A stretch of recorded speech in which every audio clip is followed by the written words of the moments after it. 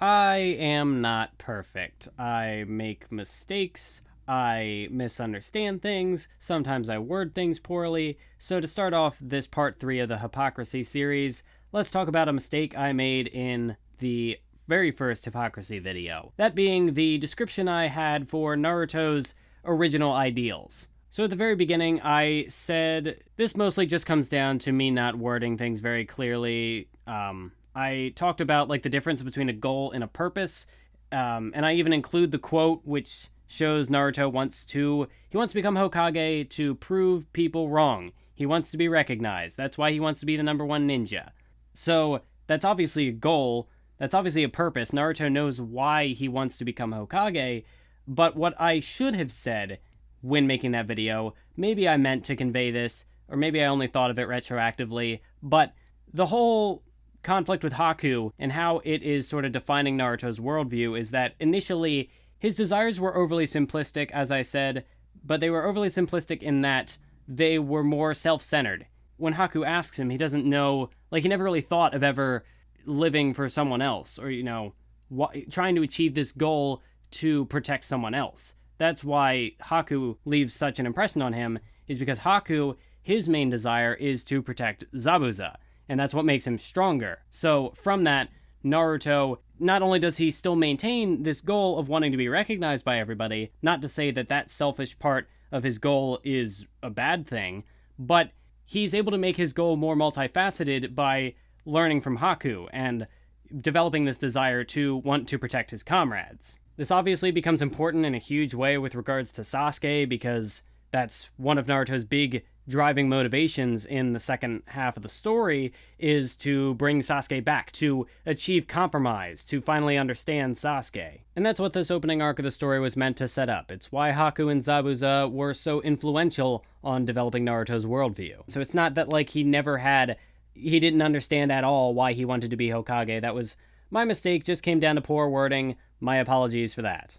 I did get a couple of comments in response to my second mistake. I will only show one, but I will start showing comments to really dig into these more specific mistakes or these more specific ideas I want to touch on. So with this one, it's with regards to the Kakuzu fight, where I had said that Naruto contradicted himself. He used Kakuzu as a tool to get closer to Sasuke, blah, blah, blah, blah, blah, and he didn't work with his comrades, so he was being weird, contradicting himself. However, it was a meaningful contradiction, which I didn't fully understand, because what Naruto was trying to do, by taking a step closer to Sasuke, what Naruto was doing here was something similar to what he did in the Pain arc, where Naruto was taking a look down Sasuke's path. In a way, he was taking a step down Sasuke's path, because he was rejecting his bonds by choosing to fight Kakuzu alone.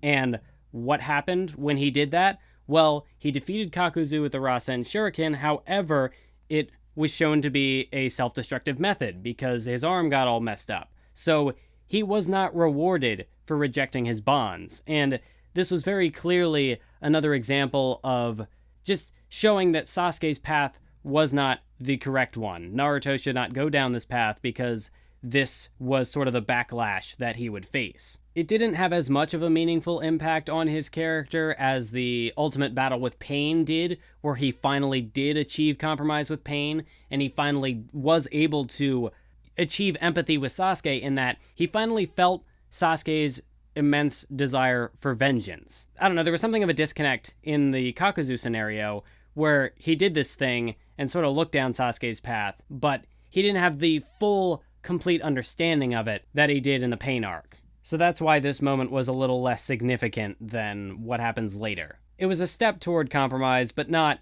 proper compromise, and that's why Naruto was not rewarded like he was in the Pain arc, where he defeated Pain and he was accepted by the village. He didn't get that kind of reward with Kakuzu because he was not going down the right path. With that being said, here are two general sentiments that sort of blend in together, not entirely, but this idea that the villains, or the antagonists in the series rather, they, whether or not you want to say they're well-written villains overall, or antagonists, villains, antagonists, not the same thing, whether or not you want to say that even their execution, the build-up is well-written, it tends to be, like with a character like Obito or Pain, You see how they came to develop the philosophy that they have at the time that Naruto fights them.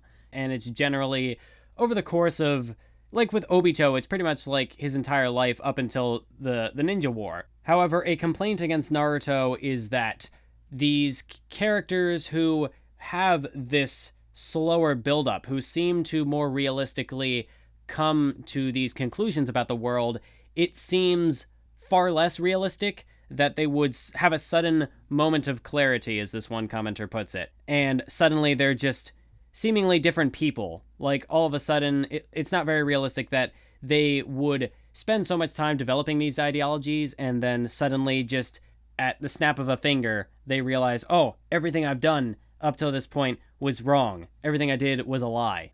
For someone like Obito, I think it works a little more because, like, if you want to look for more realism, because Obito he knew, like, he always had in the back of his mind, was harboring those thoughts that he still wanted to be Hokage. He hadn't fully abandoned his dreams, and that was the main source of his internal conflict, which I talked about in his section in the very first Talk No Jutsu video. So the complaint is that these sudden moments of clarity are unrealistic. For example, if you want to look at a character within the narrative of Naruto who has a more realistic journey to not just accept Naruto's words, but to sort of incorporate them into his own worldview and slowly become a different person, you look at Gaara, because that's his entire journey in part 2. He goes from the guy Naruto beat, the ruthless monster who rejected everyone, who rejected the entire world and sought solitude, but you see him come to be this character who at one point even tries to conduct his own Talk No Jutsu, who has now become this character who can lead the world, and everything going on with his character. So Gaara, he has that huge stretch of time to become a different person, and someone would say that's more realistic because it's a much more gradual change. It's not immediate. But on the topic of realism, Kraftsdorf just recently released a video titled Anime is Unrealistic, and that sort of expresses an interesting idea with regards to fiction. But let's talk about it in relation to Naruto. So in Naruto, there is this general recurring, do you call it a theme? But what the narrative is trying to convey here is that no person is at any point, no matter how far they've fallen, no matter how many mistakes they've made, no person is ever irredeemable. You look at someone like Obito, who has slaughtered, countless people, who spent really his entire life going down this path and starting an entire war, but while the characters may not be forgiven, that doesn't mean that they aren't worth giving a second chance. For someone like Gaara, he actually had a lifetime to live out where he could redeem himself, where he had the chance to live up to that, to repay sort of all of his debts by becoming the Kazekage. He had a chance to live that life and really redeem himself in a more realistic way. But for characters like Nagato or Obito, they don't have that opportunity. They're not forgiven, but Naruto is still able to see the good in them. That was the thing with Obito's character, is that Obito had gone through so much suffering, he had betrayed his ideals, but even after all of that, he still never fully lost hope, because he always, somewhere deep down in his heart, he had that dream of becoming Hokage. He had that dream of a better world, and he never fully abandoned that, and that's what Naruto was able to recognize, that's what Naruto was able to appreciate. You may say that Kishimoto has a contrived way of representing that, that these characters, like with Obito, he gets what some may view as a last act of redemption, where he sacrifices himself to protect Naruto. Now, as I previously said, this is not him, this does not redeem everything that he had done in the past. However, it is at least, it's something. It's a way to show that Obito, he isn't just totally lost in some black void. To re-reference that Kraftsdorf video, there's a point he brought up in there, which I'll just steal and drop into the video right here. Psychiatric care in Japan is a real issue, where mental health is treated with medication or not at all. So by exploring that issue through characters with mental health problems that they are ill-equipped to deal with directly, it explores a very real problem through a concession in reality, which is exactly what fiction is there to do. So that's an example where realism is being sacrificed in order to explore this idea, this concept. And, Naruto does something similar to that, where it is exploring this idea of people not being beyond redemption no matter what, people not being beyond help. And so it's exploring this in a very optimistic way, in a very unrealistic way, perhaps. And if a lack of realism bothers you, which I'm not saying that if realism matters to you that you should suddenly just get over it and suddenly just say, well, Naruto's actually good, even though it's not realistic. But for someone like me, where realism doesn't necessarily matter so long as the series has an interesting idea to explore or something interesting to say, then you can tell me that it's not realistic, and I'm not going to really argue with you, because having that sudden moment of clarity, it's not generally realistic. People don't generally operate that way. But that's the way that Naruto wants to tell its story. If you are not a more optimistic person, then, this could also give you another point of complaint, is that Naruto's too optimistic, which is fair. So this wasn't really me refuting the idea that Naruto is unrealistic, it's just me looking at things in a different way, I guess. I think that pretty much covered everything I wanted to say about the Talk No Jutsu video, so let's move on to the Madara video. The general response I seem to get about Kaguya, besides the comments that seem to just be spreading a copy pasta about Kaguya being a reference to, the tale of Princess Kaguya and whatnot, which, a character just being a reference to a thing, even if it's a well-crafted reference, doesn't necessarily make that character well integrated into the story. But beyond that, the general idea surrounding Kaguya seemed to be that she just had an entirely different sort of story going on, which I do think... Someone asked me if I would rather, Madara be brought back in Boruto, and I said no, I would rather actually have Kaguya get brought back, because with Madara, his character arc... I feel like the main turning point was sort of just, it's not there, but a lot of a lot of the necessary elements of Madara's character arc were already there, and when he dies, it's basically all resolved, not necessarily in the most satisfying way, but it's all resolved. Madara's dead. He failed. So he's just he's done. There's no reason to bring Madara back, really. Kaguya, though, it kind of makes sense, because you've got this whole thing going on with the villain, the evil people coming in from outer space. And yeah, I just need to watch more Boruto to fully figure out what the heck is going on with Kaguya. There were some other interesting interpretations of Kaguya's character, like this idea of Kaguya, in a world of duality, Kaguya being this example of wholeness. But generally what I found with these comments is that, I just kind of need more evidence. And I don't really know how much of this evidence is actually present in the narrative, so how much evidence you can find to back it up, I don't know. But these ideas about Kaguya are certainly interesting. I just can't fully buy into them because, I don't know, there's not enough, text evidence given. There aren't enough examples shown that seem to really support these ideas. That's, again, why I said if Kaguya came back in Boruto, or maybe not physically was present in Boruto, but... her conflict being explored a little more, or the fallout of it is clearly present in Boruto, because you got these villain people, so I just need to look into Boruto and figure out, what's going on. Although the problem with that is that Boruto then is kind of necessary to explain what Naruto sort of failed to explain. So, that's better than, if Boruto didn't exist and Kaguya still happened, then she would still kind of feel out of place. And again, maybe I'm just entirely misunderstanding her character. That's a possibility. I've misunderstood things before.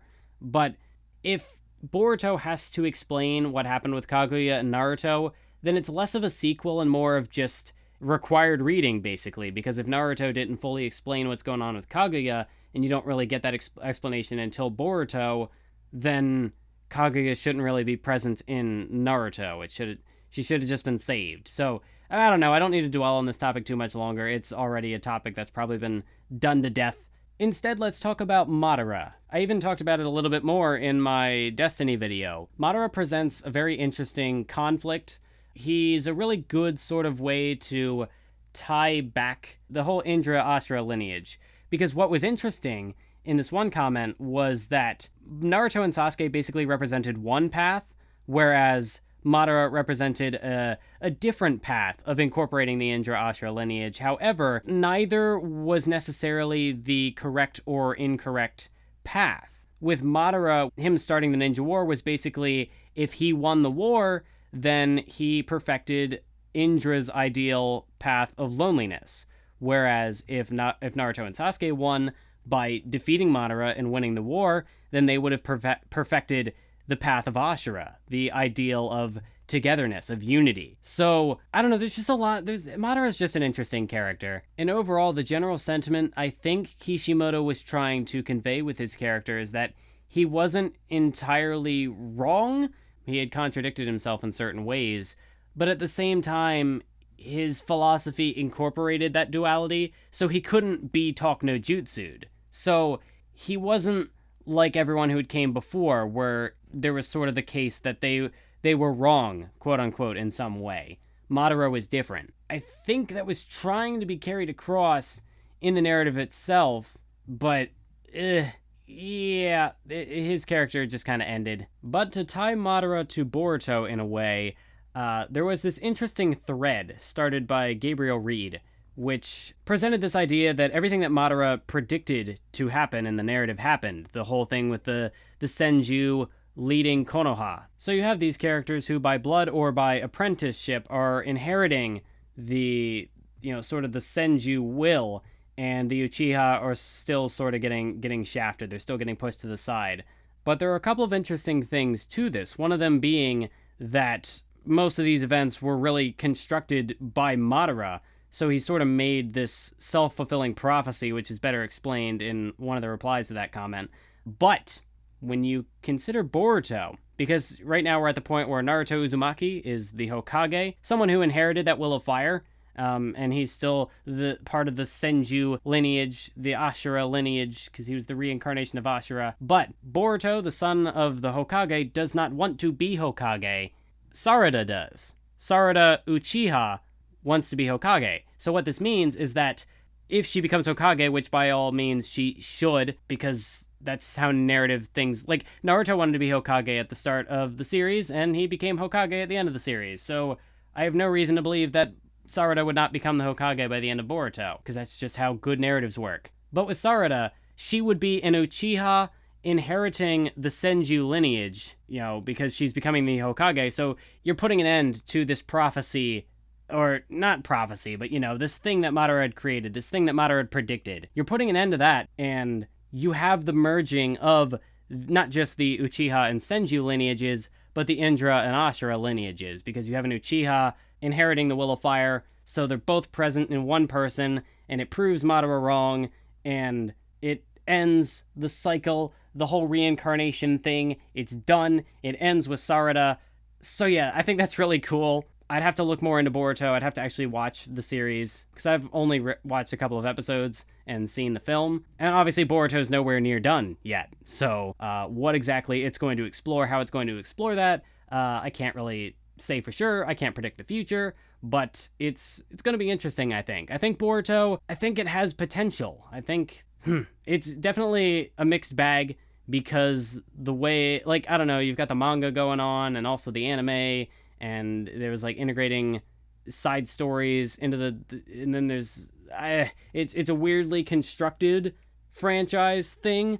So I don't have as high hopes for Boruto as I do for Naruto, but there are existing themes that it can play off of, like the theme of hypocrisy. I'll be curious to see if that comes back in Boruto. It'll be interesting. While I'm here, I might as well address the Neji Destiny Prophecy video as well. That one I'm less fond of than the two Hypocrisy videos I made. Overall, I still like that. I feel as though whenever people discuss Destiny and the prophecies in Naruto, I feel like they don't get the full picture.